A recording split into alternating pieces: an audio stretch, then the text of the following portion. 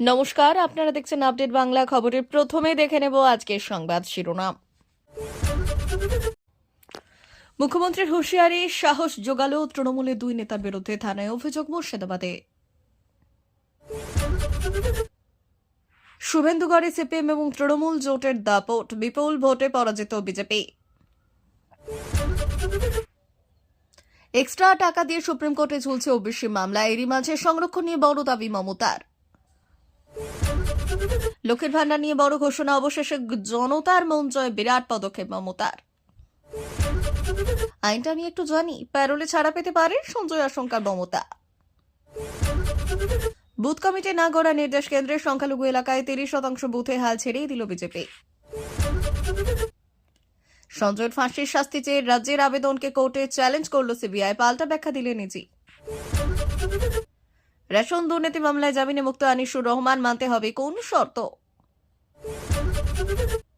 স্রেফ এই কারণে সন্দীপ ঘোষকে দোষী বলা ঠিক নয়, নির্যাতিতার বাবার দুই দাবি ভিত্তিহীন বলল আদালত। আসছে বিস্তারিত খবরে।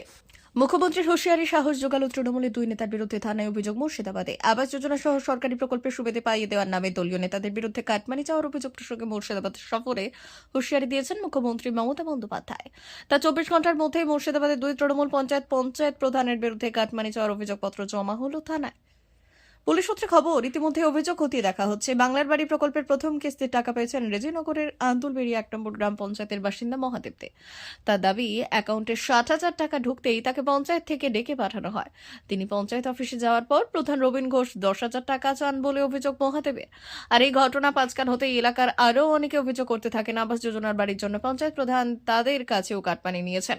গত শুক্রবার থেকে এই ঘটনায় চাঞ্চল্য ছড়া এলাকায়। তবে গত সোমবার লালবাগের সভায় কাটমানি নিয়ে মুখ্যমন্ত্রী হুঁশিয়ারি শোনার পর সাহস পেয়েছেন মহাদেব। তিনি মঙ্গলবার দুপুরে থানায় অভিযোগ দায়ের করেছেন।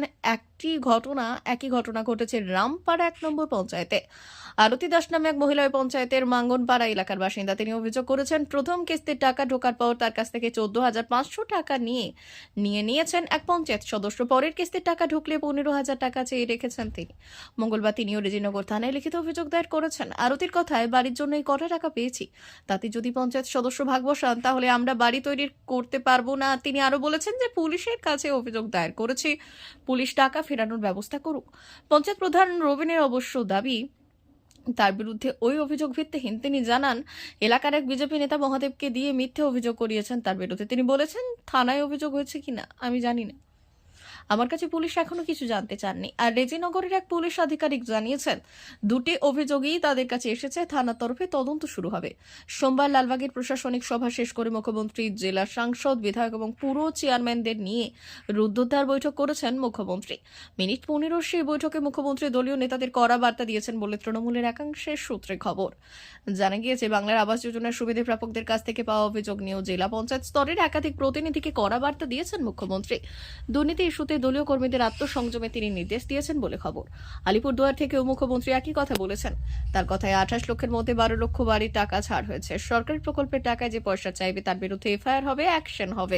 বিরোধী দলনেতা শুভেন্দু অধিকারীর গড় হিসেবে পরিচিত। সেখানে এবার একটি অদ্ভুত রাজনৈতিক দৃশ্য দেখা গেল। সমবায় সমিতি নির্বাচনে তৃণমূল, কংগ্রেস এবং সিপিএম একত্রিত হয়ে বিজেপির বিরুদ্ধে জোটবদ্ধ হয়ে বিপুল জয়লাভ করেছে। আর এই জয়ের মাধ্যমে বিজেপি তমলুকে সমবায়ের ক্ষমতা দখল করতে ব্যর্থ হয়েছে। সমবায় নির্বাচনে এই জোটের জয় রাজ্য রাজনীতিতে একটি গুরুত্বপূর্ণ বার্তা পাঠিয়েছে। মঙ্গলবার অনুষ্ঠিত তমলুকে শ্রীরামপুর 2 নম্বর গ্রাম চংরা কালগন্ডার সমবায় কৃষি সমিতি নির্বাচনটি ছিল অত্যন্ত গুরুত্বপূর্ণ। সিপিএম প্রভাবিত এই অঞ্চলে পঞ্চায়েত ভোটে বিজেপি ভালো ফল করেছিল এবং সমবায় সমিতির দখল নিতে তারা মরিয়া ছিল। তবে তৃণমূল, কংগ্রেস এবং সিপিএম একত্রে জোটবদ্ধ হয়ে বিজেপিকে ঠেকানোর সিদ্ধান্ত নেয়। নির্বাচনে 9টি আসনের মধ্যে তৃণমূল 6টি এবং সিপিএম 3টি আসনে প্রার্থী দেয়, যেখানে বিজেপি সবকটি আসনে প্রার্থী দিয়েছিল। ফলাফল প্রকাশের পর দেখা যায়, তৃণমূল ও সিপিএম সমর্থিত প্রার্থীরা 6টি আসনে জয়লাভ করেছে, আর বিজেপি মাত্র 3টি আসনে জয়ী হয়েছে। সমবায় সমিতির প্রাক্তন সম্পাদক এবং জোট প্রার্থী সোমনাথ পাত্র বললেন, আমি বহু বছর ধরে এই সমিতির সঙ্গে যুক্ত ছিলাম এবং এর প্রাক্তন সেক্রেটারি ছিলাম। বিজেপির প্রার্থীরা একেবারে নতুন ছিলেন এবং তারা এলাকার মানুষদের সঙ্গে প্রতারণা করেছিলেন। বিজেপি বিরোধী জোট গড়ে আমরা তাদের বিপুল ভোটে পরাজিত করেছিল। সোমনাথ আরও জানিয়েছিলেন যে জয়ের ব্যবধান ছিল অনেক বড়। বিজেপি অবশ্যই পরাজয় মেনে নিতে প্রস্তুত নয়। তমলুক সাংগঠনিক জেলা সহ সভাপতি, তমলুক পঞ্চায়েত সমিতির বিরোধী দলনেতা আশিস মণ্ডল তৃণমূল এবং সিপিএম এর এই জোটকে তীব্র সমালোচনা করেছেন।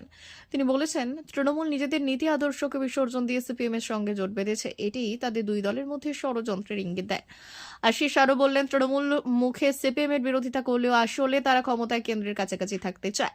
তৃণমূলের পক্ষ থেকে শ্রীরামপুর 2 নম্বর অঞ্চলের সভাপতি দিলীপ কুমার সাউ বলেছেন, আমরা বিজেপি বিরোধীরা একত্রিত হয়ে এলাকার উন্নয়নের জন্য লড়াই করেছি। আমাদের একতা জয় এনে দিয়েছে। বিজেপিকে বিপুল ভোটে পরাজিত করেছি। এবার শীঘ্রই সভাপতি এবং সম্পাদক নির্বাচন করে আমরা সমবায়ের কাজকর্মকে স্বাভাবিক থেকে 77টি পিছিয়ে পড়া সম্প্রদায়কে ওবিসির তালিকাভুক্ত করেছিল পশ্চিমবঙ্গ সরকার।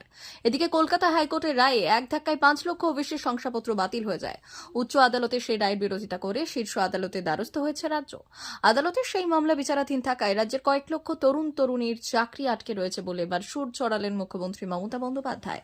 মঙ্গলবার মালদার ইংরেজবাজারের সরকারি পরিষেবা অনুষ্ঠান থেকে মুখ্যমন্ত্রী বললেন, যারা ওবিসিতে আছেন জানি তাদের একটু কষ্ট হচ্ছে। কোর্টের রায় সব আটকে রয়েছে, কিন্তু মনে রাখবেন আমরা কিন্তু থেমে নেই। সুপ্রিম কোর্টে আমরা বড় বড় আইনজীবী দিচ্ছি যাতে সুরাহা হয়।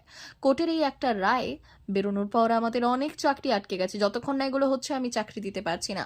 ক্ষমতায় আসার পর সরকারি চাকরিতে ওবিসিদের জন্য 17% সংরক্ষণ চালু করেছিল রাজ্য সরকার।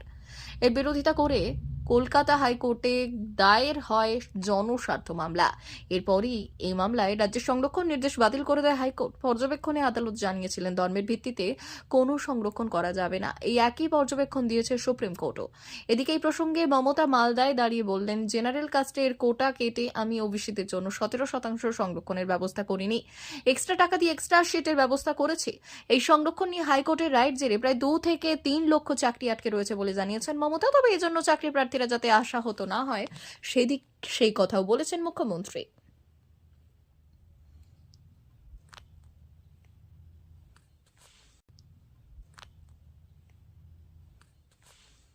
তৃণমূল সরকারের আমলে জনমোহিনী যে কয়েকটি প্রকল্প আছে তার মধ্যে ব্যাপক জনপ্রিয় লক্ষ্মীর ভান্ডার প্রকল্প। 2021-এর নির্বাচনী বৈতরণী পার হতে মা বোনেদের জন্য এই প্রকল্পের প্রতিশ্রুতি দিয়েছেন মমতা বন্দ্যোপাধ্যায়। তারপর ক্ষমতায় এসে এই প্রকল্প তৈরি করেছেন তিনি, যার ফলে মহিলারা অনেকটাই খুশি। আর এবার মালদায় সভা থেকে সেই লক্ষ্মীর ভান্ডার প্রকল্প নিয়ে বড় ঘোষণা করলেন রাজ্যের প্রশাসনিক প্রধান। প্রসঙ্গত, এদিন মালদার প্রশাসনিক সভায় বক্তব্য রাখেন মুখ্যমন্ত্রী মমতা বন্দ্যোপাধ্যায়।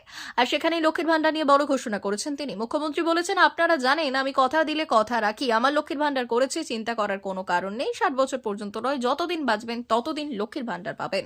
সোমবার আরজিকর কাণ্ডে দোষী সঞ্জয় রায়কে যাবজ্জীবন কারাদণ্ডের নির্দেশ দিয়েছেন শিয়ালদহ আদালতের বিচারক। কিন্তু ফাঁসি না দিয়ে ধর্ষণ খুনের মধ্যে ঘটনায় সঞ্জয়কে যাবজ্জীবন কারাদণ্ড দেওয়ার অসন্তুষ্ট হয়েছেন খোদ রাজ্যের মুখ্যমন্ত্রী মমতা বন্দ্যোপাধ্যায়।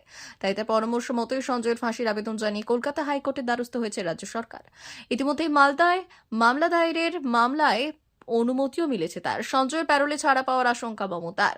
সোমবারই জেলা সফরে বেরিয়ে পড়েছেন মুখ্যমন্ত্রী। আজ মালদায় একটি সরকারি অনুষ্ঠান থেকে সঞ্জয় প্যারোলে ছাড়া পেয়েছেন এবং সাজা ছাড়া পাওয়ার আশঙ্কা প্রকাশ করেছেন। জোরালো প্রশ্ন করেছেন তিনি, বলেছেন যাবজ্জীবন মানেটা কি? যাবজ্জীবন হলে তো অনেকেই প্যারোলে ছাড়া পেয়ে যায়। অপরাধী বেঁচে থাকলে তো আবার অপরাধ করবে। কেউ যদি দানবিক হয়, সমাজ কি মানবিক হতে পারে? কেউ অন্যায় করলে কি তাকে ছেড়ে দেব? আরজিকর মামলায় আবার ফাঁসি, আমরা ফাঁসি চেয়েছিলাম। এটা জঘন্য, বিরলতম, স্পর্শকাতর একটা ঘটনা। মুখ্যমন্ত্রীর আরও সংযোজন, আমি আইনজীবী ছিলাম তাই আইনটা আমি একটু জানি। এরপর রাজ্যের আনা অপরাজিতা বিলের প্রসঙ্গ টেনে এনে তিনি বললেন, এই সমস্ত জঘন্য ঘটনা রোধ করার জন্যই আমরা অপরাজিতা বিল এনেছি। ধর্ষণ, খুন, নারীদের উপর নৃশংস অত্যাচারের দোষী প্রমাণিত হলে তাদের জন্য সেই বিলে প্রাণদণ্ডের বিধান দেওয়া হয়েছে।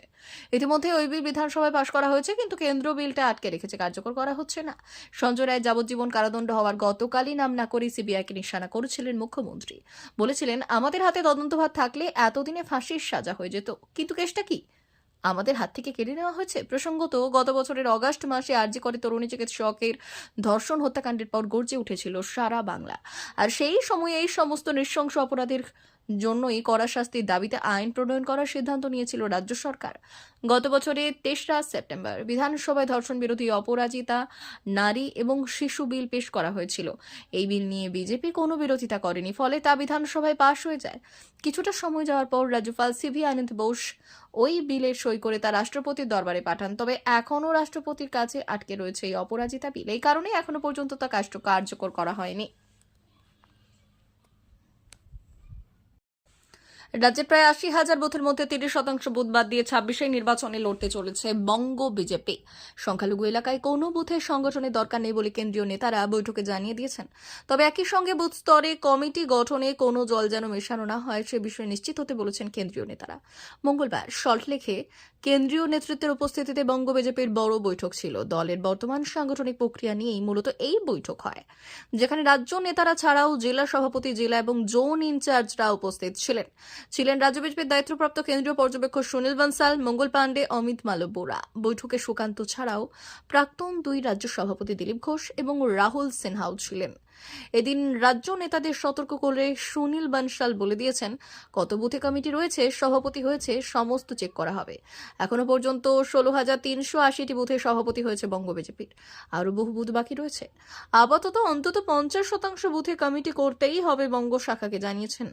বুথ কমিটি গড়ার পাশাপাশি 10ই ফেব্রুয়ারির মধ্যে জেলা সভাপতি নির্বাচনের সময়সীমা বেঁধে দেওয়া হয়েছে। 5ই ফেব্রুয়ারির মধ্যে মণ্ডল সভাপতি নির্বাচন করতে হবে বলা হয়েছে। প্রতি জেলায় অন্তত একজন মণ্ডল সভাপতি, মহিলা একজন, তপশিলি জাতির এবং একজন তপশিলি উপজাতি হতে হবে। মণ্ডল সভাপতিদের বয়স 45-এর মধ্যে হতে হবে। তাৎপর্যপূর্ণ বিষয় হলো, সংখ্যালঘু ভোটের আশা এক প্রকার ছেড়েই দিয়েছে গেরুয়া শিবির। কেন্দ্রীয় নেতারা বলছেন, সংখ্যালঘু এলাকাগুলিতে বুথ কমিটি গড়ারও দরকার নেই। এদিন এই সাংগঠনিক বৈঠকে ছিলেন না শুভেন্দু অধিকারী। এদিন মেদিনীপুরে অন্য একটি কর্মসূচিতে ছিলেন বিরোধী দলনেতা। বিজেপির এই দলীয় কোন্দল নিয়ে কটাক্ষ করতে ছাড়েনি তৃণমূল কংগ্রেস। তৃণমূলের রাজ্য সাধারণ সম্পাদক কুণাল ঘোষের বক্তব্য, এটা ওদের পার্টির ব্যাপার। দিলীপ বনাম সুকান্ত, সুকান্ত বনাম শুভেন্দু, বিজেপিতে কোন্দল দীর্ঘদিন চলছে। এদিন রাজ্য নেতাদের সতর্ক করে সুনীল বানসাল বলে দিয়েছেন, কত বুথে কমিটি রয়েছে, সভাপতি হয়েছে, সমস্ত চেক করা হবে। এখনো পর্যন্ত 16,380টি বুথে সভাপতি হয়েছে বঙ্গ বিজেপির, আরও বহু বুথ বাকি রয়েছে। আপাতত অন্তত 50% বুথে কমিটি করতেই হবে বঙ্গ শাখাকে জানিয়েছেন। বুথ কমিটি গড়ার পাশাপাশি 10ই ফেব্রুয়ারির মধ্যে জেলা সভাপতি নির্বাচনের সময়সীমা বেঁধে দেওয়া হয়েছে। 5ই ফেব্রুয়ারির মধ্যে মণ্ডল সভাপতি নির্বাচন করতে হবে বলা হয়েছে। প্রতি জেলায় অন্তত একজন মণ্ডল সভাপতি, মহিলা একজন, তপশিলি জাতির এবং একজন তপশিলি উপজাতি হতে হবে। মণ্ডল সভাপতিদের বয়স 45-এর মধ্যে হতে হবে। তাৎপর্যপূর্ণ বিষয় হলো, সংখ্যালঘু ভোটের আশা এক প্রকার ছেড়েই দিয়েছে গেরুয়া শিবির। কেন্দ্রীয় নেতারা বলছেন, সংখ্যালঘু এলাকাগুলিতে বুথ কমিটি গড়ারও দরকার নেই। এদিন এই সাংগঠনিক বৈঠকে ছিলেন না শুভেন্দু অধিকারী। এদিন মেদিনীপুরে অন্য একটি কর্মসূচিতে ছিলেন বিরোধী দলনেতা। বিজেপির এই দলীয় কোন্দল নিয়ে কটাক্ষ করতে ছাড়েনি তৃণমূল কংগ্রেস। তৃণমূলের রাজ্য সাধারণ সম্পাদক কুণাল ঘোষের বক্তব্য, এটা ওদের পার্টির ব্যাপার। দিলীপ বনাম সুকান্ত, সুকান্ত বনাম শুভেন্দু, বিজেপিতে কোন্দল দীর্ঘদিন চলছে।